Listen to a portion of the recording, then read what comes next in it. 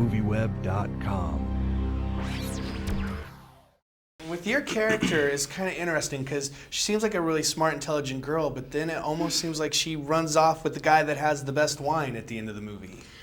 Oh wow! I've just been lampooned at the start of this interview. No, I don't think that's indicative of her being unsmart in any way or unintelligent. I don't. Well, no, see that's how what that makes sense. I'm not saying that. It just seemed like she's just, Yeah, no, I think she's an incredibly intelligent girl. No, but I think she's also very free-spirited and incredibly vital and sort of a lover of life. I think the attraction, obviously there's a love triangle in the movie.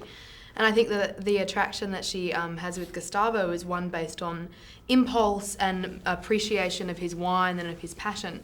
And I think with the Beau story, that relationship is a slower burn. She likes the person that he's becoming and the person that he's kind of growing into. So I think she's, on vacation from university and she's absorbing life.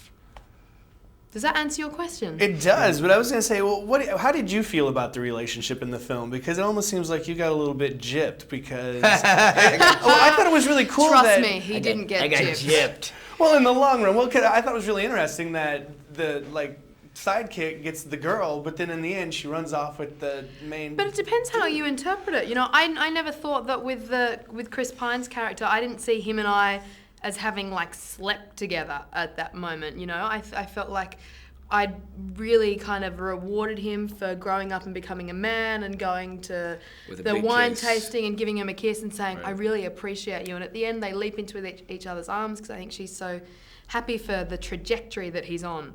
Whereas you were just sexy. We just, Where do you go with that? See, in the future that's going to lead to problems because he's still sexy and he's going to pop up with his wine and no shirt on, and then Bottle all of a shock sudden too. Beau's on my gonna have motorcycle. Bottle shock 2, Gustavo's love child. Yeah. Gustavo's love child. Yeah.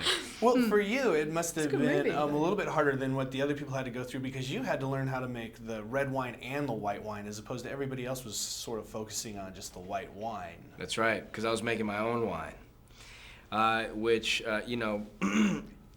Gustavo Brambilla is a real person. And I got to meet him and hang out with him before we started the film. And that's pretty much what happened in real life. He was making his own wine and got fired. So he had a lot to do back then in terms of making all that wine. He sure did. He did. Well, did he take you aside and sort of take you through the vineyards and show you how to work the grapes and how to make sure? No, we just sat down and talked about that time. What happened during that era. A lot of our meeting was just I wanted to hear the way he spoke and watch him move and get his mannerisms down and all that. But no, he didn't take me around. No, I thought it was interesting that Bill Pullman, with his character, sort of doesn't really look too many people in the eye. And I'm It's such a wondering- great performance from Yeah, Bill. it's- He's really wonderful, I think. Awesome, I think. But I'm just wondering, as an actor, I don't know if you experienced it too much, but there's a scene where he fires you and he doesn't look at you hardly at all. And I'm wondering, usually between actors, there's usually some eye contact. I'm wondering how that was acting against that. I thought it was great because I was acting against his body language. His body language was telling me that, by him not looking me in the eye and his body language turned away from me, he was telling me that he didn't want anything to do with me. And that angered me even more because I guess that character was almost like a father figure to him, and he had turned away from me. Was disgusted with me. Now, did you have to drink a lot of wine for those scenes where you are drinking a lot of wine and you can tell? No, we which had to wine drink a is lot of which? plum juice. Plum juice. Or Was it plum pomegranate. juice or was something I was gonna say that that must looked have like made for wine? a mess on the set. Yeah, Or was it? charming. What did you say? Charming? No, sorry. whatever that this. Yes. Pomegranate juice and plum juice. Sorry, no. We didn't actually drink wine on the set. Okay, I didn't mean to be rude by that. No, It's just plum I juice thought it is was fun. known I know for- exactly what you meant, but I just was, I get it. You associated plum with mess. Yes, I With, did too. I'm on the same wavelength as you, but I don't need to talk about that on camera. Okay, well, I apologize. Jeez. No, I'm sorry. I'm sorry. No, he didn't mean mess as in mess. He meant mess as in Yeah. mess. No, I agree. I think it's not rude. It's not a rude joke, but I just suddenly went self-censor. This is not an interesting interview subject. Move on. They'll cut around it anyway. So actually, it kind of is, because I mean, I'm sure it'll be. If you have the whole cast drinking plum juice.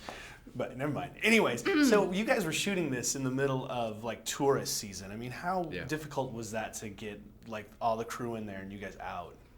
You know, all of the vineyards were actually incredibly helpful towards us because it was tourist season. It was August we shot it.